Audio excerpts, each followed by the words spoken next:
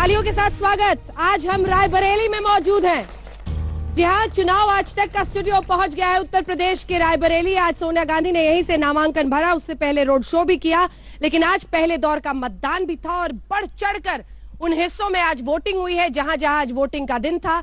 लेकिन इन सब के बीच संजीव बालियान, भारतीय जनता पार्टी के उत्तर प्रदेश से मुजफ्फरनगर के उम्मीदवार, जिन्होंने एक लगा दिया संगीन इल्जाम। उन्होंने ये कहा कि बुर्के की आड़ में एक ही लोग बार बार बोगस वोटिंग कर रहे हैं। हालांकि गठबंधन की तरफ से इसे सिरे से नकारा गया, उस पर प्रश्न खड़े किए गए। दूसरी तरफ चुनाव आयोग ने भी कह दिया कि ऐसा मुमकिन नहीं है, आरोप को खारिज कर दिया। लेकिन सवाल यह है कि क्या संजीव बालियान आज पहले दिन जब वोटिंग हो रही थी पश्चिमी उत्तर प्रदेश में, तो ये कोशिश कर रहे थे कि ध्रुवीकरण हो? जी हाँ, बुर्का तो बस बहाना है, वोट पर निशाना है।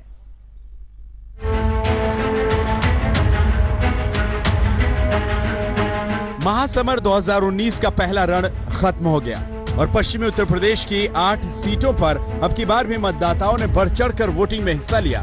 लेकिन अपने एक बयान से बीच चुनाव वोटों के ध्रुवीकरण का मुद्दा फिर हरा कर दिया। जहाँ फर्जी वोटिंग है, चेहरा देख के वोट करनी चाहिए, शांतिपूर्वक वोट होनी चाहिए। कुछ जगह पे दबाव बनाया जा रहा है, जैसे मैंने वहाँ देखा पोलिंग पार्टी भी दबाव में दिखाई दी। लेकिन अगर आपका मैं चेहरा नहीं देखूंगा, अगर आप 5 वोट डाल देंगे तो क्या करूंगा? आप बुरके में आएंगे और एक बार वोट डाल के 2 बार 4 बार 5 आप जाके बैठा दिए तो मैं क्या करूं? एजेंट रोके है तो एजेंट में रहा नहीं, तो प्रशासन का काम है, शासन का काम है, चुनाव आयोग का काम है। बुर्के की आड़ में बालियान ने मुजफ्फरनगर में फर्जी वोटिंग का तराना छेड़ा। तान चुनाव आयोग के कानों तक भी पहुंची, जो उसे कर्कश लगी और चुनाव आयोग ने आरोपों को नकारते हुए साफ कहा कि सभी वोटरों को उनके पहचान पत्र को देखने के बाद ही मतदान करने दिया जा रहा है। लेकिन गठबंधन और कांग्रेस उम्मीदवारों ने झट से कहा बीजेपी ध्रुवीकरण की कोशिश कर रही है। देखिए, बालियान जी उल्टे सीधे बयान देते हैं, उन्हें ये नहीं पता है कि हमें कहाँ क्या कहना है। मुस्लिम महिलाएं हैं, अपना पर्दा करती हैं, तो उनका चेहरा लेडीज तो देख सकती है, जेंट्स कोई नहीं देखेगा। भाजपा वालों की मानसिकता खराब है। ये देश के अंदर अपने आप को समझने लग गए हैं कि देश इनकी बपौती हो गया है। देश सबका है। जितना देश संजीव बालियान का है, उससे कहीं अधिक देश मेरा भी है। संजीव बालियान से ज्यादा कुर्बानी मेरे बाबा अजदाद की हैं। ये सारी बांटने की तो बातें, और क्या बातें? कभी आप देश की बात नहीं करोगे, आप बांटने की बात करोगे। कभी आप बजरंगबली और अली और बजरंगबली करोगे, कभी कुछ करोगे। बालियान के विवादित बयान का मतलब शायद पश्चिमी उत्तर प्रदेश के वोट समीकरण में छिपा है। पश्चिमी उत्तर प्रदेश की जिन 8 सीटों पर आज मतदान हुआ, वहां मुस्लिम वोटर निर्णायक भूमिका में है। मुजफ्फरनगर में भी करीब 27% मुस्लिम वोटर हैं, जबकि यूपी के 20 लोकसभा सीटों पर मुस्लिम मतदाताओं की संख्या 20% से ज्यादा है। माया अखिलेश गठबंधन की नजर मुस्लिम और दलित मतदाताओं पर है, जो जिनके भी पक्ष में एकजुट हो गए उनकी जीत पक्की। मुमकिन है कि बालियान का बयान हिंदू वोटरों के लिए हो। 2014 में भी बालियान को 58.98% वोट हासिल हुए थे, यानी हिंदू वोटों का जबरदस्त ध्रुवीकरण। तो क्या अब की बार भी बालियान इसी कोशिश में है? यूपी के जिन 8 सीटों पर चुनाव हुए, 2014 लोकसभा चुनाव में इन सभी सीटों पर बीजेपी ने बड़ी जीत दर्ज की थी। लेकिन इस बार राह इतनी आसान नहीं है। सवाल है कि पहली बार बुर्के पहनकर महिलाएं वोटिंग नहीं कर रही हैं, और ऐसे में मतदान के वक्त सवाल उठाने का मकसद बहुत कुछ कहता है। अभी तो शुरुआत है, 6 दौर का मतदान अभी बाकी है, और शायद ऐसे बयानों का सिलसिला भी। मुजफ्फरनगर से मिलन शर्मा और सहारनपुर से शिवेंद्र श्रीवास्तव के साथ आज तक ब्यूरो। आइए आपका परिचय उन खास मेहमानों से करा दें जो हमारे साथ चर्चा में शामिल हो रहे हैं। राजीव जेटली, भारतीय जनता पार्टी के प्रवक्ता, हमारे साथ चर्चा में शामिल होंगे। गौरव वल्लभ, कांग्रेस पार्टी का पक्ष रखेंगे। सुनील सिंह यादव, समाजवादी पार्टी की तरफ से हमारे साथ जुड़ रहे हैं। राजीव रंजन, जेडीयू की तरफ से हमारे साथ जुड़ रहे हैं। सतीश प्रकाश, बीएसपी का पक्ष रखेंगे। और हमारे साथ खास मेहमान वरिष्ठ पत्रकार शशि शेखर जी इस पूरी चर्चा में जुड़े रहेंगे। जेटली साहब, पहले आपके पास आते हुए, मतलब मजहब जब तक मतदाता का आप नहीं उछालेंगे तब तक आपको कॉन्फिडेंस नहीं आ रहा क्या? क्या वाकई 8 सीटों में जहां पश्चिमी उत्तर प्रदेश में आज वोटिंग थी, आप डरे हुए हैं? देखिए, सबसे बड़ी बात यह है कि आपने मजहब की बात करी। मजहब के नाम पर वोटिंग तो हमने कभी नहीं कही कि करनी चाहिए। ना चुनाव आयोग ने कही। चुनाव आयोग ने भी कहा कि पूरे देश को ज़्यादा से ज़्यादा बाहर निकल के वोटिंग करनी चाहिए। भारतीय जनता पार्टी भी यही बात कहती है कि पूरे देश को ज़्यादा से ज़्यादा बाहर निकल के वोटिंग करनी चाहिए। मजहब का नाम तो वो इस्तेमाल करते हैं जो कहते हैं मुसलमानों को अपनी वोटिंग परसेंटेज बढ़ानी चाहिए। कमलनाथ जी कहते हैं, कांग्रेस के लीडर, अपने चुनावों से पहले। मजहब का नाम तो वो लोग कहते हैं जो महागठबंधन तथा कथित जो इनका अलायंस है वो कहता है सभी मुसलमान एक होकर वोटिंग करें। मजहब का नाम तो सोनिया गांधी जी कहती थी सभी मुसलमान एक हो जाए, मोदी जी को हराए। अरे भाई, मुसलमान को इस देश का है, किसी दूसरे देश का है? या आप दूसरे देश की राजनीतिक पार्टियां जो इस देश में चुनाव लड़ने आए हैं केवल मुसलमानों के नाम पर चुनाव जीतेंगे, लड़ेंगे और उसके बाद वापस चले जाएंगे? ये समझ नहीं आता कि ये मुद्दा मजहब के नाम पर हम पे इल्जाम लगाते हैं। हाँ, किसी भी नेता को अधिकार है मेरे इलाके में वोटिंग कहीं फर्जी वाला तो नहीं हो रहा, वोटिंग गलत तो नहीं हो रही, ये चेक कर रहा और ये बोल दे रहा। अगर इससे किसी मजहब को के ऊपर इल्जाम लगाने वाली बात आती तो मुझे लगता है अपने आप में ये बेईमानी है। हाँ, ये जरूर कहना चाहते हैं कि जो अपील की जा रही है बार बार कि मुसलमान एक हो जाएं, मुसलमान एक हो जाएं। अरे भाई, मुसलमान इस देश का नागरिक है। मुसलमानों के साथ जब आप दूसरा शब्द यूज करते हैं तो आप देखिए सुबह से एक ही बात करें, इतने ब्राह्मण, इतने बनिए, इतने राजपूत, इतने ठाकुर, इतने जाट। अरे ये सब लोग क्या हिंदू नहीं है? देश के नागरिक नहीं है? इनको तो आपने जातियों के नाम पर बंटवारा कर दिया और एक ही अपील कर रहे हैं और वेट कर रहे हैं, इंतजार कर रहे हैं कि मुसलमानों की वोटिंग कितनी परसेंटेज हुई, मुसलमानों की कितनी हुई। भाई, मुसलमान ऐसे कर रहे हैं जैसे पाकिस्तान से लाकर इन्होंने केवल वोट डलवाने के लिए रखे हो। ये इस देश का नागरिक है, इस देश की हिस्सेदारी रखता है, उसका भी अधिकार है अपने आप अपना निर्णय करने का। इन लोगों ने कैसे निर्धारित कर लिया कि मुसलमान एक हो जाए, मुसलमान एक हो जाए, भारतीय जनता पार्टी को हराए? मुसलमान जो महिलाएं, मुस्लिम महिलाएं हैं जिनको अधिकार हमने दिए, उनके अधिकार वापस छीन लेंगे? कैसे कैसी रणनीतियां बनाई जा रही हैं? गौरव वल्लभ जी। जी मैम। गौरव वल्लभ जी। जी मैम। ठीक है, गौरव वल्लभ जी बोल रहे हैं, उसके बाद में अन्य जो गठबंधन के साथी उनके पास पहुंच मैम, इन्होंने गौरव वल्लभ जी 3.5 मिनट तक अपनी बात कही, 3 शब्द 30 बार बोले, हिंदू, मुसलमान, पाकिस्तान। ये इनका है गवर्नेंस का मॉडल। आज जो मत प्रतिशत, जो भीड़ लगी है, क्योंकि भीड़ लगी है कांग्रेस के 72,000 के ऊपर, ये लाइन लगी हुई है क्योंकि रोजगार की बात कांग्रेस ने करी। ये लाइन लगी हुई है क्योंकि जो किसानों को इन्होंने गोली मारी उनको हम कर्ज मुक्ति से कर्ज माफी से कर्ज मुक्ति की ओर ले जाना चाहते हैं। ये लाइन उसकी है। बार बार पाकिस्तान, अरे मियां, इमरान खान के साथ समर्थन में तो चुनाव लड़ रहे हैं। इमरान खान का समर्थन मिला क्योंकि इमरान खान को पुलवामा हमले के बाद मोदी जी ने लव लेटर लिखा। फिर आप शुरुआत से देखिए, जब मोदी जी शपथ लेने जाते हैं तो कहते हैं शपथ नहीं लूंगा जब तक मेरा अभिन्न मित्र, मेरा यार, मेरा भाई मियां नवाज शरीफ नहीं आएगा। चलो साहब, वो आगे फिर बोलते हैं पाकिस्तान बिना बुलाए चले जाऊंगा क्योंकि मेरे को केक और बिरयानी खानी है मेरे यार के यहां पे। अब इमरान खान के साथ चुनाव लड़ रहे हैं गठबंधन करके। इमरान खान आएगा क्या भैया प्रचार करने दूसरे और तीसरे दौर में? बता देना। लोग हो ना इमरान खान की। अरे भैया, मैं तो बोल नहीं रहा, आपके बीच में भी नहीं बोला। आप इतना गुस्सा हो गए, मैं चुप हो जाता हूं। लड़ाई ना मैं चुप हो जाता हूं। जेटली जी एक एक करके बोलिए। आप अपनी एक एक करके बोलिए। जेटली जी अपनी बारी का इंतजार कीजिए। हम तो एक ही बात कहेंगे, विकास, विकास और विकास। हम बात कहेंगे 72,000 5 करोड़ परिवारों को देने की। हम बात करेंगे युवाओं के रोजगार की। हम बात करेंगे महिलाओं को रिजर्वेशन की। हम बात करेंगे किसानों को किस तरह कर्ज माफी से कर्ज मुक्ति। मुसलमान अपने डिबेटों में शब्दों में नहीं बोलते जितना कांग्रेस ने बोल दिया वहां पर। डिबेट चिल्ला चोट से नहीं चिल्ला चोट से नहीं होती। बीजेपी और कांग्रेस से जरा आगे निकलते हैं, गठबंधन पर पहुंचते हैं। एक सेकंड सर, किसी को समझ नहीं आता और बात बेवजह की बिगड़ जाती है। एक बार जरा चलते हैं सतीश प्रकाश बीएसपी की तरफ से, सुनील सिंह यादव समाजवादी पार्टी द्वारा लड़ा जाता है। सतीश प्रकाश जी, लोग उसमें वोट देते हैं, दोनों लगे हुए विकास कर रहे हैं। इमरान खान के नाम पे पूरे देश में लोग देख रहे हैं, रायबरेली के लोग हंस रहे हैं। बुला लो इमरान खान को अपनी रायबरेली के लोग हंस रहे हैं। इतना खुल के भ्रष्टाचार तो करते हैं। कह रहे हैं प्रवक्ताओं को ये क्या हो जाता है? धर्माचार जो कर रहे हैं आप, ये भी देश की जनता देख रही है। चलिए एक सेकंड आवाज नीच कीजिए। सतीश प्रकाश जी बताइए, ये जो ध्रुवीकरण का आरोप है तो वो तो उत्तर प्रदेश में सबसे पहले अभी ममता मायावती के दरवाजे पर पहुंच रहा है, क्योंकि उन्होंने ही कहा कि मुस्लिमों को अपना वोट नहीं बंटने देना चाहिए, और उसके बाद आपने पूरा बीजेपी का ही एजेंडा आगे बढ़ा दिया। नहीं, देखो, उन्होंने मुस्लिम्स के लिए नहीं कहा ये। उन्होंने ये कहा कि देखो, ये समय जो है, ये भारतीय राजनीति का संक्रमण काल चल रहा है और 2014 से 2019 के बीच में इस देश का दलित, इस देश का मुसलमान, इस देश का गरीब किस हालात में जी रहा है।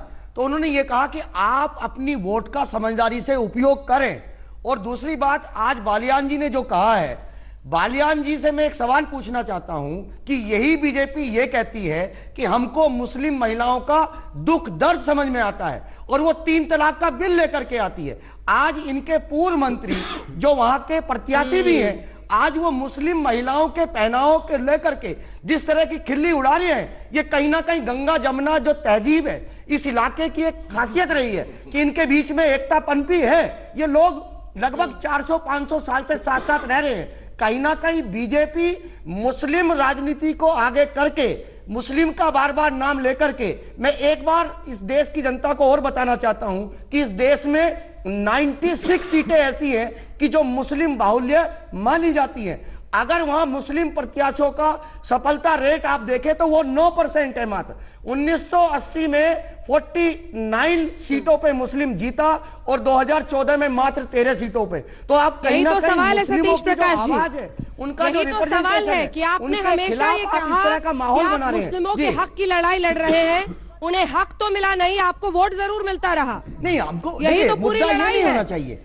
आज आपने अगर आप हमेशा ये गरीब कहा देखते हैं, कि आप आज आप मुस्लिमों के बेरोजगार हक की देते हैं। लड़ाई लड़ रहे हैं। जी। एक बार सुनील जी के पास लगते हैं। सुनिए सुनिए, गठबंधन के साथी हैं, बारी बारी से बोलिए। आप दोनों का तो एक ही है, अब बोलना क्या अलग क्या, सब कुछ बराबर है, एक साथ है। लेकिन फिर भी सुनील जी आपसे ये पूछते हुए कि ये कह रहे हैं कि ये संक्रमण काल है भारतीय राजनीति का।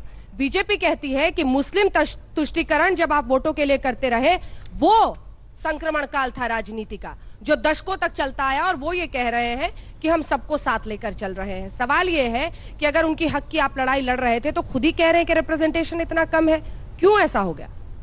देखिए अंजना जी, क्योंकि भारतीय जनता पार्टी मुस्लिम की बात करके इस देश के 80% हिंदुओं की ठेकेदार बन जाती है। आप ये हिंदुओं के ठेकेदार कहां हैं? मैं कह रहा हूं, इन्होंने पिछड़ों के खिलाफ साजिश की, दलितों के खिलाफ साजिश की। तो अगर आप पिछड़ा दलित हटा दीजिए तो भारतीय जनता पार्टी बता दे कितना हिंदू है और उनमें भी कितने लोग इनके साथ हैं। देखिए, आज चुनाव का पहला चरण था, लोग बड़ी लाइन लगा करके क्यों खड़े हुए? क्योंकि उनको धोखा मिला, किसानों को धोखा मिला, महिलाओं को धोखा मिला, नौजवानों को धोखा मिला। जिन गांव को इन्होंने स्मार्ट सिटी, स्मार्ट गांव, एम्स लाने की बात की थी, कहीं तो कुछ नहीं मिला। छोटा व्यापारी बर्बाद हो गया। तो सारे लोगों ने, वही लोगों ने जिन्होंने 2014 में मोदी जी के भाषण सुन के, उनके संकल्प पत्र देख करके लाइन लगाई थी सरकार बनाने के लिए, उसी देश की जनता ने आज लाइन लगाई है भारतीय जनता पार्टी को गद्दी से हटाने के लिए। ठीक है, तो देखिए वो वोटिंग के बाद सबका अपना नजरिया होता है, लोगों के पहुंचने का आकलन करने में। दिख रही ज्यादा मतदान हुआ है उसका हर पार्टी अपने तरीके से कोई ना कोई तर्क और दलील खोज ही लेती है। इसलिए सुनील जी, मैं इस बहस को अब आगे ले जाना चाहती हूँ। राजीव रंजन जी से एक कमेंट, जिसके बाद मैं शशि शेखर जी फौरन आपके पास आऊंगी। राजीव रंजन जी, ये सवाल तो पूछा जाएगा कि बीजेपी कह रही है कि हमने मुस्लिम महिलाओं के लिए ट्रिपल तलाक बिल लाकर उनको इतनी बड़ी आजादी दी है ऐसे कुरीति से, तो फिर उन्हीं महिलाओं से डर क्यों लग रहा है बालियान साहब को? देखिए, सबसे पहली बात तो ये है कि इस देश में जो अभी चुनाव हो रहे हैं ये उपलब्धियां बनाम नाकामियां हैं। ये शौर्य और पराक्रम का जो ये 5 वर्ष है, एक वैश्विक महाशक्ति के तौर पर भारत का जिस तरीके से हम कह सकते हैं कि पदार्पण हुआ है अंतर्राष्ट्रीय क्षितिज में, जिस तरह से लगातार अलग अलग जो एक विकसित राष्ट्र के मानक हो सकते हैं उस दिशा में हम काफ़ी तेजी से आगे बढ़े हैं। दूसरी तरफ कांग्रेस की नाकामियां हैं। और इन क्षेत्रीय पार्टियों से एक बात मैं जरूर पूछूंगा, हम लोगों का भी एक रीजनल, हम लोगों की रीजनल पार्टी है और बिहार में मुसलमानों के वोटिंग के आरोप में कितना दम है सर? दूसरी पार्टी के आप मुद्दे से दाएं बाएं निकल गए। बोगस वोटिंग के आरोप में दम है या नहीं है? राजीव रंजन जी ये बताइए। ये गैर जरूरी बातों को कहने का कोई मतलब नहीं है इस दौर में, इसलिए कि ये पूरी तरह से चुनाव एक तरफा है। एक तरफ बौना और बिखरा हुआ विपक्ष है, दूसरी तरफ एक सुस्पष्ट नेतृत्व है नरेंद्र मोदी जी का, और अलायंस के अंदर अगर ईवीएम पर आरोप लगाते हैं तो आप इसको बड़ा मुद्दा मानते हैं। अगर आप बोगस वोटिंग का आरोप लगा रहे हैं तो ये बड़ा मुद्दा कैसे नहीं है मिस्टर रंजन? निश्चित तौर पर अगर ये आरोप है तो इस आरोप को जरूर चुनाव आयोग को इसका संज्ञान लेना चाहिए और इन आरोपों की जांच की जानी चाहिए।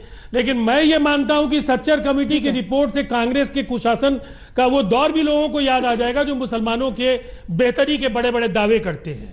और हम लोगों की सरकार में, चाहे वो दिल्ली में नरेंद्र मोदी जी की सरकार हो या हमारे यहाँ नीतीश कुमार जी की सरकार है, हम लोगों ने जो अल्पसंख्यकों के लिए काम किया और जो सुरक्षा उनको मुहैया कराई है वो कहीं ना कहीं एक मॉडल है, और इसीलिए अपोजिशन के खोखले दावों का कोई अर्थ नहीं है। ठीक है, अब मैं शशि शेखर जी से जल्दी से कमेंट लेती हूं, उसके बाद आप लोग अपने सवाल तैयार रखिएगा, हाथ उठाइएगा, मैं सवाल लूंगी। शशि शेखर जी, पश्चिमी उत्तर प्रदेश में ये डर कि गठबंधन की वजह से जो समीकरण बन रहे हैं, अगर मुस्लिम, दलित और जाट भी मिल जाएं तो बहुत परेशानी हो सकती है, क्या यही डर वह है, यही वजह है कि ध्रुवीकरण कराने की एक कोशिश की आज संजीव बालियान ने? आज सवेरे से मैं जब सवेरा शुरू हुआ तो इसी चैनल पर जब मैंने संजीव बालियान का बयान सुना तो मुझे लगा कि आखिर इन्हें किस बात की घबराहट हो रही है जो ये कह रहे हैं कि फर्जी वोटिंग हो रही है। और उसके बाद फिर बीएसपी का एक बयान आया कि दलितों को वोट नहीं डालने दिया जा रहा है, ये आफ्टरनून में आया। अगर आप देखिए तो तेलंगाना में एक प्रत्याशी ने घुस के एक जगह ईवीएम ही तोड़ दिया। ऐसी कई घटनाएं इस समय देश के मुख्तलिफ हिस्सों में आरोप प्रत्यारोप हुए हैं, ये चुनाव में होते रहते हैं। लेकिन एक लार्जर प्रश्न मेरे दिमाग में अंजना हमेशा घूमता है कि इस देश में इन्हीं लोगों पर जिम्मेदारी, चाहे कोई भी पार्टी हो, भय, भूख और गरीबी, भय, भूख और गरीबी। थोड़ा यहाँ पर ऑडियो बढ़ा दीजिए, ऑडियो बढ़ा दीजिए। एक सेकंड, आप लोग यहाँ भाषण देखिए, कोई रैली में तो आए नहीं है। अरे दोस्तों रैली में तो आए नहीं हो, इसलिए भाषणबाजी मत करो, फिर यहाँ आवाज नहीं पहुंच रही ना लोगों को। शशि जी बात पूरी कीजिए सर। तो दरअसल देखिए इलेक्शन में इतना चार्ज है सब कुछ शशि जी कि यहाँ पर तमाम नेता जो दोनों तरफ से है वो पहुंच रहे हैं भाषणबाजी और नारेबाजी करते हुए, मुझे अपने इसीलिए थोड़ी आवाज की दिक्कत आ रही है। प्लीज आप लोगों से रिक्वेस्ट कर रही हूँ, एक सेकंड। जरा ऐसे में पुराने दिन याद आते हैं, जैसे आप वहां खड़ी हैं तो मुझे याद आते हैं कि हम भी जब फील्ड में होते तो हमें भी उत्तेजना होती थी लोगों के साथ साथ। लेकिन मैं ये कह रहा था कि जिन लोगों पर भय, भूख और गरीबी को दूर करने की जिम्मेदारी थी, उन्होंने क्या किया? उन्होंने नए भय क्रिएट किए। पाकिस्तान का भय, मैं किसी पार्टी की बात नहीं कह रहा, ये भय आज से नहीं उछाला जा रहा, 70 सालों से उछाला जा रहा है। और वो तब उछाला जा रहा है जब हम 2 टुकड़े कर चुके हैं, जब हम एयर स्ट्राइक करके उनको कभी भी तोड़ लेते हैं, लेकिन उसके बावजूद उछलता रहता है। पाकिस्तान से हमारा भय, एक दूसरे की कौम से भय, मामला इतना चार्ज हो चुका है एक दूसरे की, एक तरफ से बीजेपी के नारे तो एक तरफ से कांग्रेस के नारे। हाँ, तो एक जातियों से भय, और इसका अंजाम ये हुआ कि आज हम एकता को तो सुरक्षित रखते हैं, लेकिन हमारा बहुलतावाद बहुत खतरे में आ गया है। रही बात भूख और गरीबी की, तो यार नेताओं की भूख और गरीबी भले ही दूर हुई हो, जनता आज उसी हालत में है जिस हालत में थी, बहुत बड़ा फर्क नहीं आया। और ये बात डराती है मुझे, हर इलेक्शन में ये बात हॉन्ट करती है कि भय, भूख, गरीबी आखिर कौन दूर करेगा। तो ये नारे जो है सारे के सारे नारे ही अगर बन के रह जाने हैं तो फिर ये तमाशा तो होता रहा है, होता रहेगा। अब आप, मुझे लगता है कि रायबरेली की जनता से बात कीजिए, आपकी आवाजें वहां की मेरे कान में भी टकरा रही हैं।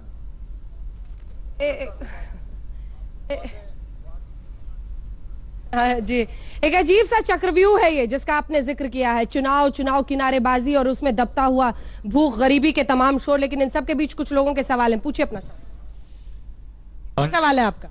हमारा जो अभी कांग्रेस के रिप्रेजेंटेटिव ने बोला है कि अभी जो हमारे बालियान जी ने एक सवाल किया था बुर्के वाला, तो हम ये कहना चाहते हैं कभी भी किसी भी बुर्के वाले को हम लोगों का विरोध किसी का नहीं रहा, लेकिन जब बुर्के वाली महिलाओं की जगह पुरुष बुर्के पहन के आने लगे, वोटिंग होने लगी है, तो अब ये बताइए तो इसमें सच्चाई कहां आएगी? अगर चुनाव आयोग मना कर रहा है तो चुनाव आयोग की तो सुनिएगा। अंजना जी, ये आज बालियान जी का कहने का मतलब नहीं होना चाहिए, ये तो बहुत देर में उन्होंने उठाया है, ये तो चुनाव आयोग का मुद्दा है। अब ये बताइए, अगर हमारे अंदर चुनाव आयोग ने खारिज किया है, चुनाव आयोग ने साहब खारिज किया है, लेकिन अगर हमारे अंदर कमियां नहीं है तो हमको मुंह छुपा के आने की क्या जरूरत है? ये बताइए। मुंह छुपाने की नहीं, वो अपने रीति के हिसाब से किसी के उसमें धार्मिक, उसमें हम प्रश्नवाचक चिन्ह नहीं लगाना चाहिए। अगर आप एक हाईटेक मॉल में जाइए, वहां भी लोग मुंह उठा के देखते हैं, तो ये तो सबको सम्मान करना चाहिए, सबको एक निर्णय देना चाहिए। सतीश प्रकाश जी या गौरव वल्लभ, आप में से कोई इसका जवाब देना चाहता है? मैं देना चाहता हूं। मैम, आज उत्तर प्रदेश में भाजपा की सरकार, देश में भाजपा की सरकार, इलेक्शन कमीशन में जितने भी इलेक्शन कमिश्नर्स हैं वो मोदी जी द्वारा अपॉइंटेड है, फिर भी इनको उस पर भरोसा नहीं है। क्यों नहीं है? क्योंकि पिछले 5 साल में संस्थाओं को नष्ट किया गया डेलिबरेटली। 2014 में शुरुआत हुई थी, मोदी जी कहते थे 15 लाख लाऊंगा, 10 करोड़ रोजगार लाऊंगा, गंगा मैया को बिल्कुल साफ कराऊंगा, दाऊद इब्राहिम को लाऊंगा, मजले मोदी यानी ललित मोदी को लाऊंगा, छोटा मोदी यानी नीरव मोदी को लाऊंगा। और आज इमरान खान कह रहे अरे कोई मत लाओ, पहले मोदी जी को तो ले आओ देश में। यह हालत हो गई देश की। आज देश में हमने क्या बात करी? विकास गवर्नेंस, विकास गवर्नेंस, इसके अलावा कुछ नहीं। 72,000 प्रति परिवार 5 करोड़ को रोजगार कैसे उत्पन्न होगा इसका ब्लूप्रिंट दिया। और किसानों को ऋण मुक्ति से, ऋण माफी से ऋण मुक्ति कैसे किया जाए, उचित मूल्य कैसे किया जाए, इसकी बात करी। आपने इनकी बात सुनी? प्रधानमंत्री 10 दिन से अपना चुनाव प्रचार कर रहे, एक बार भी रोजगार की बात नहीं करी प्रधानमंत्री जी ने, एक बार भी गंगा मैया की सफाई की बात नहीं करी, एक बार भी किसानों की बदहाली क्यों हुई उसकी बात नहीं करी। बात हो रही है पाकिस्तान घर में घुस के मारूंगा, समर्थक इधर है, आप लोग पाकिस्तान मुर्दाबाद के नारे लगा रहे हैं, सरकार बनाना चाहते हो। पाकिस्तान मुर्दाबाद करके चुनाव में क्या आपको सड़क और बिजली मिलेगी? कौन बात करेगा? चलिए मैं आती हूँ, आ रही हूँ आपके पास, आ रही हूँ। एक सवाल अगला लेते हैं, एक सेकंड। हमारा सवाल बीजेपी प्रवक्ता से है। राजीव जेटली जी सुनिएगा, सवाल आपके लिए। वो जब भी चुनाव हारने की कगार पे होते हैं धर्म की राजनीति करने लगते हैं, और यहाँ जो बीजेपी समर्थक हैं वो ढोंग कर रहे हैं, पाकिस्तान जिंदाबाद मुर्दाबाद के नारे लगा रहे हैं, और मोदी वहाँ इमरान खान को लव लेटर लेके नेशनल डे की बधाई दे रहे हैं। ये दिखावा नहीं चलेगा, देश जागरूक हो चुका है, उसको विकास चाहिए। और यहाँ जेटली जी जवाब दीजिए इसका, जेटली जी जवाब दीजिए। मैं तो अपने भाई से केवल एक ही बात बोलना चाहता हूं। आपने मैनिफेस्टो तो पढ़े होंगे सबके, हमारा भी पढ़ा होगा, दूसरी राजनीतिक पार्टियों के भी पढ़े होंगे। बिल्कुल साफ लिखा है कांग्रेस ने अपने मैनिफेस्टो के अंदर, जिसे संक्रमण काल कहते हैं, कि अगर हमारी सरकार गलती से आ जाती है तो मुस्लिम महिलाओं पर जो इस्लामिक शरीयत कानून लागू होता है हम उसे हटने नहीं देंगे। मतलब धारा 370 हटने नहीं देंगे, 35A हटने नहीं देंगे। और आप देखिए जो आज चर्चा होती है देशभक्ति और राष्ट्रवाद के ऊपर, अगली बार से चर्चा नहीं होगी अगर गलती से आ गए, क्योंकि वो कानून ही हटा दिया जाएगा। फिर कोई भी व्यक्ति देशद्रोही नहीं कहलाएगा। ये कितने भी टुकड़े कर ले, देशद्रोह नहीं होगा उसके ऊपर। हम कहते हैं यार आप मुस्लिम महिलाओं के अधिकार तो दे दीजिए कम से कम। ये कहते हैं वो भी नहीं देंगे, अगर हम आ गए तो वो भी छीन लेंगे, क्योंकि हमारी पार्टी मुस्लिम पुरुषों की पार्टी है। और हम खुद कह चुके हैं राहुल गांधी जी, हमारी पार्टी तो है ही मुसलमानों की, देश की पार्टी नहीं है, मुसलमानों की पार्टी है। राहुल गांधी जी कह चुके हैं। बहस को जरा यहाँ रायबरेली की जनता के बीच में लाते हैं। आपका नाम? विनय श्रीवास्तव। विनय जी आप बीजेपी से जुड़े हुए? भारतीय जनता पार्टी के समर्थक हैं और दिनेश सिंह के समर्थक हैं। उनके लिए आप नारेबाजी कर रहे हो तो समझ में आता है। जो पाकिस्तान मुर्दाबाद चिल्ला रहे हो उससे चुनाव में क्या फर्क पड़ने वाला है? अभी जैसा कि पिछले 5-10 मिनट से आप भी बोल रहे हैं, जो मिस्टर वहाँ पे कांग्रेस के प्रवक्ता बैठे हुए हैं, और यहाँ पे जो कांग्रेसी। मेरा सवाल सुने, क्या पूछा मैंने?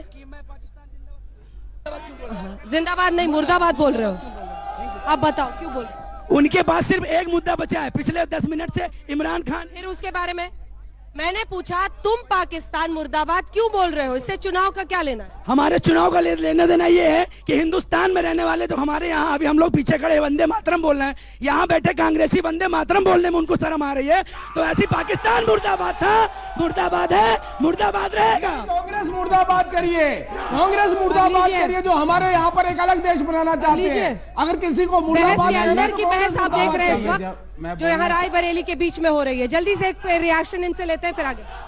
मेरा सवाल कांग्रेस के प्रवक्ता से है।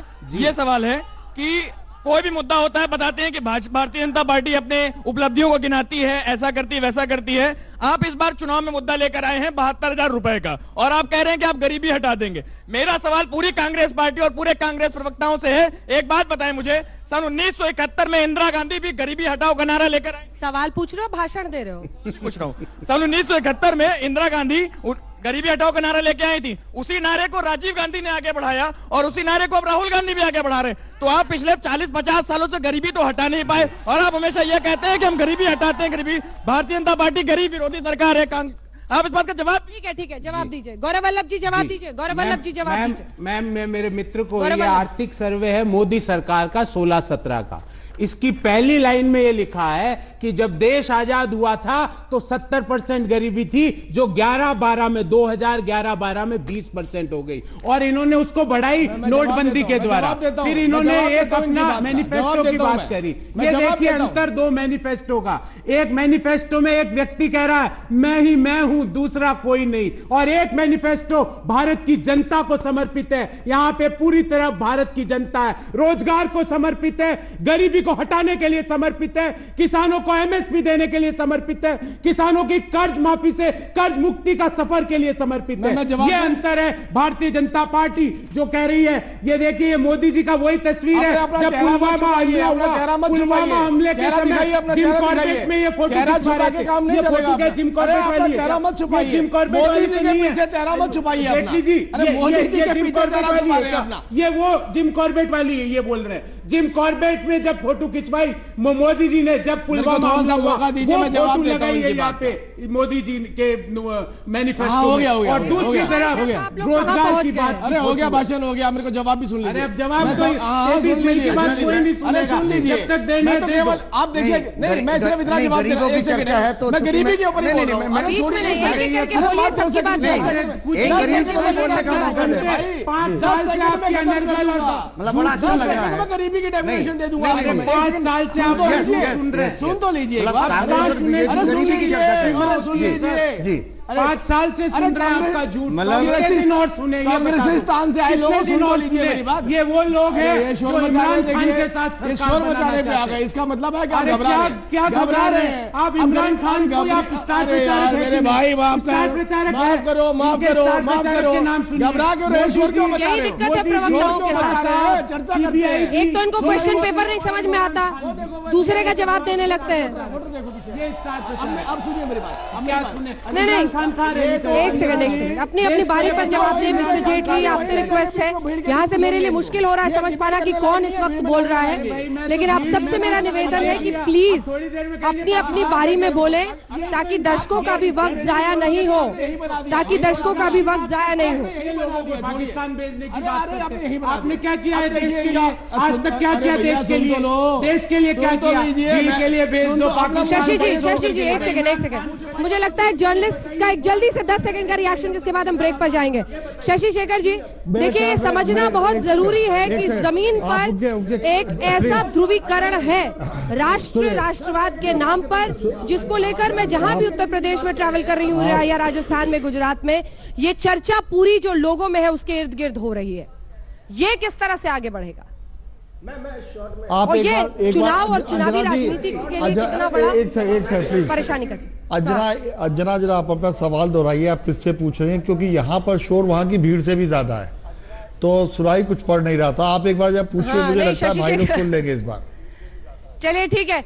पहला सवाल जेटली जी आपसे मैं आधे घंटे की बहस के बाद कर रही हूँ। देखिए, आप ये कहते हैं तमाम पार्टियों को कि आप ईवीएम और इलेक्शन कमीशन ऑफ इंडिया जैसे एक स्वतंत्र संस्था की विश्वसनीयता पर सवाल मत खड़ा कीजिए, ये लोकतंत्र के लिए खतरनाक है। दूसरी तरफ अगर बोगस वोटिंग की थ्योरी बुरके की आड़ में फ्लोट कर रहे हैं संजीव बालियान, और चुनाव आयोग उस आरोप को खारिज कर रहा है, तो अब आपका स्टैंड इस पर क्या है राष्ट्रीय पार्टी, सत्ताधारी पार्टी के रूप में? क्लियर स्टैंड बताइएगा, भागिएगा मत। देखिए, कोई भी कैंडिडेट होगा, उसको ये अधिकार है, अगर उसको कहीं कोई आपत्ति है, किसी बात में कोई उसको लगता है कि इसमें गलत हो रहा है, तो वो अपना जो अपनी प्रॉब्लम है उसको रजिस्टर करवा सकता है। उसके बाद उसका जो भी एजेंसी है उसका निष्पक्ष तरीके से काम है उसका जवाब देना। अगर चुनाव आयोग ने यह जवाब दिया है कि ऐसा नहीं हो रहा, तो हम चुनाव आयोग के हर डिसीजन का स्वागत करते हैं, बहुत अच्छी बात है, इसमें तो कोई दूसरी टिप्पणी करी नहीं जा सकती। लेकिन आपने जो चर्चा करी थी उस टाइम मेरे को जवाब देने का मौका नहीं मिला था। मैं केवल इतनी बात बोलना चाहता हूं यहाँ पर हमारे। ठीक है, तो इस मामले में आप संजीव बालियान के साथ नहीं, चुनाव आयोग के साथ है, स्पष्ट कीजिए। देखिए, ठीक है, अपनी रजिस्टर करवाने का अधिकार सबको है। चुनाव आयोग ने अगर उसकी निष्पक्ष जांच करी है तो क्या इस मुद्दे पर? हाँ, मैं अपनी बात अधूरी रह गई थी, बहुत लंबा भाषण सुनने को मिला था अंजना जी हमें। उसकी स्वायत्ता पर सवाल नहीं खड़ा करना चाहिए। नहीं, मैं दूसरी नहीं, बात, अधूरी क्या होगा ना सर, वो क्वेश्चन पेपर आप फिर कांग्रेस का उठाइएगा, उनकी 10 कच्चे चिट्ठे आप खोलिएगा, आपकी वो खोलेंगे। नहीं, मैं केवल एक ही बात तो फिर इस मुद्दे पर आपका कहना है कि इलेक्शन कमीशन पर इस तरह के आरोप अगर वो लगा रहे हैं, एक बात कहना, इलेक्शन कमीशन खारिज कर रहा है, तो आपका विश्वास इलेक्शन कमीशन में है? मैं केवल एक बात कहना चाहता हूँ। देखिए, बहुत सारी राजनीतिक पार्टियां यहाँ बैठी हैं, महागठबंधन भी है, कांग्रेस भी है, सभी राजनीतिक पार्टियां बैठी हैं। क्या ये अपील करेंगे वोटर से कि मुसलमान को नहीं, मैं देश की जनता को अपील करता हूं कि वन रैंक वन पेंशन पे वोट किया जाएगा, सड़क पे वोट किया जाएगा, बिजली पे वोट किया जाएगा, पानी पे वोट किया जाएगा? नहीं करेंगे। जो विकास की बात कहने वाले लोग शहीद हुए हैं, जो विकास की बात कहने वाले लोग हैं, वो विकास से ही बात करते नजर आ रहे हैं, वो विकास से ही बात करते हुए नजर आ रहे हैं। बोलिए, अपील करिए, बोलिए वन रैंक वन पेंशन, बिजली पे बोलिए, पानी पे बोलिए, बोल के तो दिखाइए। नहीं बोलेंगे। अंजना जी, मैं एक बात कहना चाहता हूं कि चुनाव आयोग जब कोई भी आपका बूथ पार्टी जब जाती है तो आमतौर पे 90% बूथ पार्टियों में कोई ना कोई महिला को रखा जाता है, और महिला को इसलिए रखा जाता है कि अगर कोई महिला इस स्थिति में नहीं है, अरे भाई, मैं कोई वोट डलवाना चाह रहा हूं आपसे, अपील करेंगे क्या? कहीं ना कहीं बीजेपी जानबूझ करके मुस्लिम लोगों के बीच में एक भ्रम फैलाने की कोशिश कर रही है। और अगले चरण में, अरे एक तरफ सरकार ये कहती है कि अधिकतम लोगों को वोट देना चाहिए, और एक तरफ आपके एक लीडर ये कह रहे हैं कि मुस्लिम महिलाओं को वोट मिलना, अगर वो वोट करने वाली महिला है उनको वोट देने का अधिकार नहीं है, वो भी नहीं, इसका नहीं, आप गलत बात को सबकी आवाज नीचे कर दीजिए। कुछ सवाल यहाँ से लेते हैं। एक सेकंड, अगर आप लोग एक साथ बोलेंगे बहुत मुश्किल होगी, अगर आप लोग एक साथ बोलेंगे बहुत मुश्किल होगी बहस को आगे ले जाना। और उस महिला का काम ये है कि अगर कोई महिला एक एक करके सतीश प्रकाश जी अपनी बारी का इंतजार कीजिए। सतीश प्रकाश जी अपनी बारी का इंतजार। एंकर की बात सुनिए, उनकी बात सुनिए। एक सेकंड सवाल सुनिए। 3-4 सवाल यहाँ से ले रहे हैं, 3-4 सवाल ले रहे हैं, आप लोग सुनिए फिर जवाब दीजिए। मेरा सवाल कांग्रेसी मित्र से है, बुरखे में वोट डालना संविधान में मौलिक अधिकार तो है नहीं, तो बुरखे में वोट डालने को लेकर के इतनी बहस क्यों मचा रखी है? आप ये बताएं हमें कि आप देवबंद की सभा में 8 बार मुसलमान का नाम लेकर के वोट मांगते हैं। अगर विधि सम्मत तरीके से बुरखे को चेक कर लिया जाए, महिला पुलिसकर्मी लगा दिया, तमाम सारे अन्य सोल्यूशन है, तो कांग्रेसी, बसपाई और महागठबंधन के अन्य लोगों को क्या आपत्ति है? आपने सुना, आपने क्या कहा? मतलब बुर्का अगर कोई महिला पहनती है अपनी रीति के हिसाब से, तो इस देश का कानून उसे नहीं रोकता है अपने बुर्का को पहनने से, है ना? जैसे आपको नहीं रोकता है किसी चीज में पहनने में, या इनको बीजेपी की टोपी पहनने से नहीं रोकता है, तो फिर इसको इस तरह का रंग देना, इतना उन्माद के साथ बोलने की जरूरत है क्या? मैडम, उन्माद के साथ विपक्षी बोल रहे हैं, कांग्रेसी बोल रहे हैं, सपाई बोल रहे हैं। उस पे बोलिए ना आप बुरके में जो महिलाएं आ रही हैं उन पे क्यों छोड़? उन पे मैंने कोई टिप्पणी नहीं की, मैंने बोला सिर्फ इतना कि बुर्का पहनना चूंकि मौलिक अधिकार नहीं है, और इस बुरखे में बुरखा में वोट डालना मौलिक अधिकार नहीं, तो विधि सम्मत तरीके से अगर बुरखे को में वोट डालने को महिला पुलिसकर्मी लगा के अन्य विधि सम्मत। बीजेपी के समर्थक हैं? बिल्कुल हैं। फिर बैन करा दीजिए। नहीं, हम क्यों बैन करा देंगे? नहीं, आप बैन करा दीजिए, अगर आपके बस की है तो फिर बैन कराइए ना। उनको आपत्ति है? देखिए, सवाल जो पूछते हैं ना उसको समझिए कि आप क्या कह रहे हैं, क्योंकि अगर आप लोग ऐसे उठपटांग सवाल करेंगे, आप कुछ। मैडम, मैं कांग्रेस के प्रवक्ता से ये पूछना चाहता हूँ कि आप भी कांग्रेस से ही पूछें? नहीं, बिल्कुल पूछेंगे, क्यों नहीं पूछेंगे? क्यों? सिर्फ इतना पूछना चाहते हैं कि आखिर कांग्रेस की मुसलमान कौम से दुश्मनी क्या है? शाहबानो के जमाने में फिर ये वापस लेकर जाना चाहते हैं क्या? सऊदी अरब इतना मॉडर्न हो रहा है, वहां पर महिलाओं को लाइसेंस दिए जा रहे हैं, ड्राइविंग लाइसेंस, इतने समय बाद अभी भी अब सऊदी अरब में महिलाओं को ड्राइविंग लाइसेंस दिए जा रहे हैं, वहां पे फिल्मों का दोबारा से रीओपनिंग। सवाल का कॉन्टेक्स्ट क्या है? किस कॉन्टेक्स्ट ये है मैम कि अगर वो बुरखे पहनती हैं तो उनको क्या दिक्कत, और नहीं पहनती है तो क्या दिक्कत? कांग्रेस पे इस पे क्या आपत्ति है? कांग्रेस को क्या आपत्ति बुरखे पहनने? कांग्रेस में कहा कोई? कांग्रेस को आपत्ति है, कांग्रेस को बुरखे पहनने पे आपत्ति है, ना पहनने पे। इनको खाली हिंदू मुस्लिम करना है, दूसरा कुछ करना ही नहीं है। इमरान मसूद के कॉन्टेक्स्ट में आप बोल रहे हैं? जिन नहीं बोल रहा हूँ मैं, सिर्फ गौरव वल्लभ को बोल रहा हूँ। कांग्रेस गौरव वल्लभ जी जवाब दीजिए। मैं इनको अब सुनिए, कांग्रेस वाले जवाब दे रहे हैं ना, सुनिए तो। जी, मैं जो आप लोग रायबरेली में मैं मौजूद हूँ, रायबरेली में मैं हूँ, आप लोग सुनिए सवाल। जी मैम, जो रायबरेली में मेरे भाइयों ने मेरे से जो सवाल पूछा, हमको किसी से कोई आपत्ति नहीं है, हम तो हमारे विकास का मॉडल लेके गए हैं। फिर आप बीच में, मैं चुप हो जाता हूँ जेटली जी, आप चिल्ला से मैं चुप हो जाती हूँ, क्योंकि एंकर यहाँ पर नहीं है, क्योंकि एंकर यहाँ पर नहीं है, इसलिए कृपा करके एक एक करके बोलिए। आवाज दीजिए। हाँ, एक एक करके सबकी आवाज प्लीज पीसीआर से नीचे कर दीजिए। गौरव वल्लभ को जवाब देने दीजिए प्लीज। तो मेरा एक एक करके मेरे बोलिए। जो रायबरेली धन्यवाद से शशि जी। गौरव जी ने- जवाब दीजिए, फिर मैं आ जो रही हूँ। रायबरेली से मेरे भाइयों ने सवाल पूछा है, हमको किसी के कोई पहनावे से कोई आपत्ति नहीं है। हम तो ये चाहते हैं चुनाव हो विकास के मुद्दों पर, और हम उसी विकास के मुद्दों को लेकर हर जगह आगे बढ़ रहे हैं। हम बात कर रहे हैं किसान की, हम बात कर रहे हैं न्याय की, जिसमें 72,005 करोड़ परिवारों को प्रतिवर्ष दिया जाएगा। हम बात कर रहे हैं रोजगार की। दूसरी तरफ हमारे मित्र हैं, वो बात कर रहे हैं पाकिस्तान की, वो बात कर रहे हैं शराब की, अफीम की, गांजा की, पता नहीं क्या क्या बातें करते हैं। अब मैं जब बोलना चालू करता हूं तो बीच में ये चिल्ला चोट करते हैं, मैं चुप हो जाता हूं, आप चिल्ला लो। और आप बता दो, आप चिल्ला के क्या बताना चाहते हो? आप जनता को तय करना है कि वो न्याय के साथ है कि चिल्ला चोट के साथ है। ठीक है, नहीं देखो, अगला एक सवाल तो लेते हैं, यहाँ एक और है। सवाल लेते हैं। आपसे यहाँ से कोई एक भी शख्स सवाल गठबंधन से सवाल कांग्रेस के प्रवक्ता हमेशा न्याय की मैं बात सतीश जी से पूछना चाहता हूँ। एक सेकंड रुक जाइए। सतीश प्रकाश जी, आपके लिए सवाल है, एक बार सुनिए, आप लोग सुनिए। एक सेकंड, सतीश प्रकाश जी से सवाल। मैं सतीश जी से पूछना चाहता हूं कि मित्र, जब आपकी मायावती जी मुस्लिमों को एकत्रित होकर बसपा को वोट करने के लिए कहती हैं, पहले से नहीं थे क्या शो में? शुरू में ही पूछ लिया मैंने। नहीं तो आगे पूछ दीजिए मैडम। तो हमारे योगी जी ने यदि नवरात्र में बजरंगबली का नाम ले लिया तो उनको क्या दिक्कत है? दूसरी बात, यदि बुरके में महिलाएं जा रही है तो उनको महिला पुलिस, यदि संजीव बालियान जी को कोई आपत्ति है तो चेक करती है, तो उनको क्या आपत्ति है बसपा वालों को? सतीश प्रकाश जी जवाब दीजिए। नहीं देखो, ऐसा है ना अंजना जी, ये इस देश में पहला चुनाव नहीं है। इससे पहले जो चुनाव हुए हैं, मुस्लिम महिलाओं की जो परंपरागत उनके जो ड्रेस है वो बुर्का है। अगर वो उसको पहन करके वोट डालना चाहते हैं तो इसमें कहीं कोई दिक्कत नहीं। दूसरी बात, बीजेपी ये नहीं बता रही कि इस देश में 95% बूथ ऐसे हैं कि जहां इस समस्या को ध्यान में रखते हुए, चाहे वो हिंदू महिला हो चाहे वो मुस्लिम महिला हो, उनकी समस्याओं को ध्यान में रखते हुए आमतौर पर चुनाव पार्टी में एक महिला को एक बूथ के ऊपर जरूर अपॉइंट किया जाता है। ये जबरदस्ती कहीं ना कहीं इसको मुद्दा बनाया जा रहा है, और मेरे हिसाब से मुद्दा नहीं होना चाहिए। पिछली बार की बात को रिपीट करें, जल्दी जल्दी सबसे रिएक्शन लेते हैं।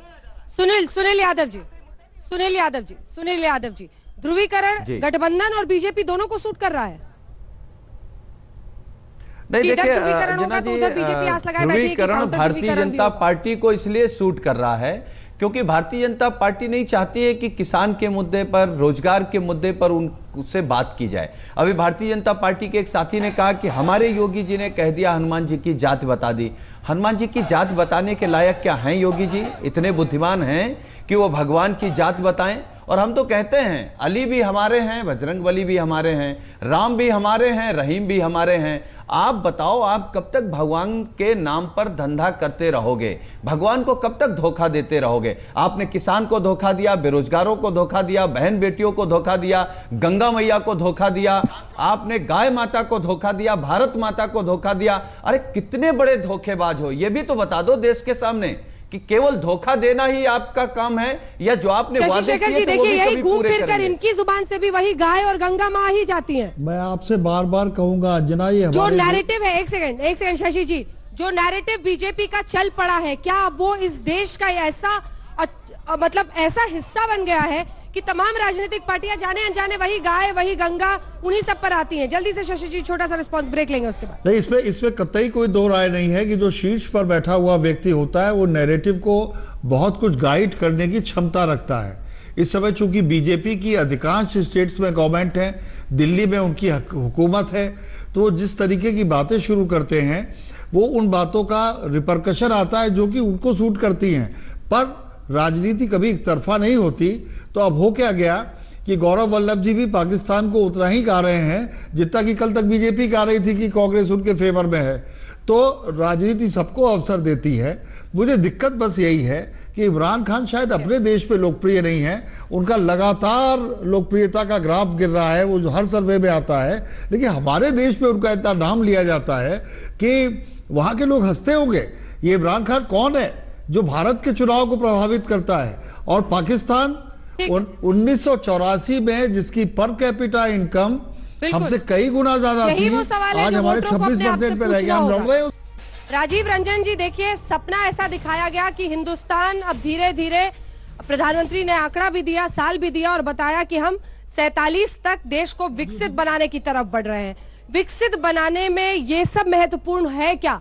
धर्म और उसको लेकर बंटवारा करना, सोच में मतभेद पैदा करना, ये तो फिर खतरनाक साबित हो सकता है ना, जो मैं जमीन पे देख रही हूं।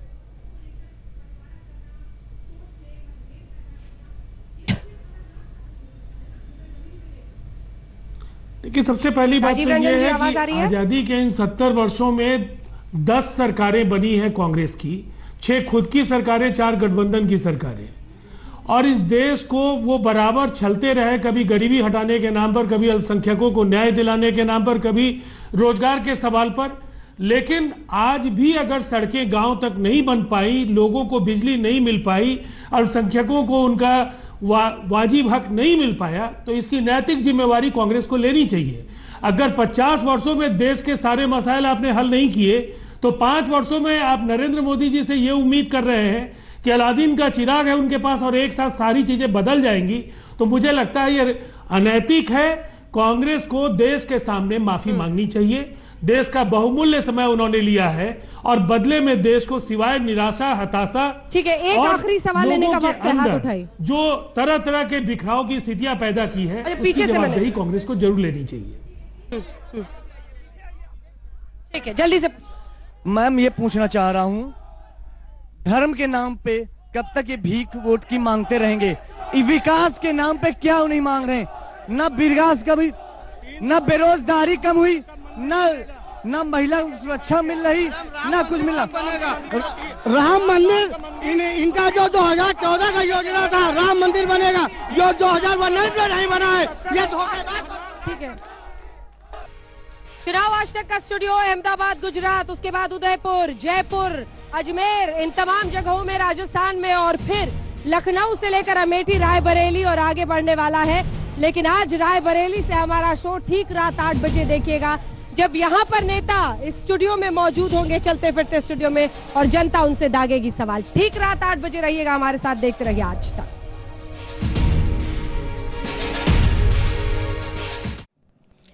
लेटेस्ट खबरों के लिए यूं ही देखते रहिए आज तक, और इस वीडियो के पसंद आने पर लाइक, शेयर और सब्सक्राइब करना ना भूलें।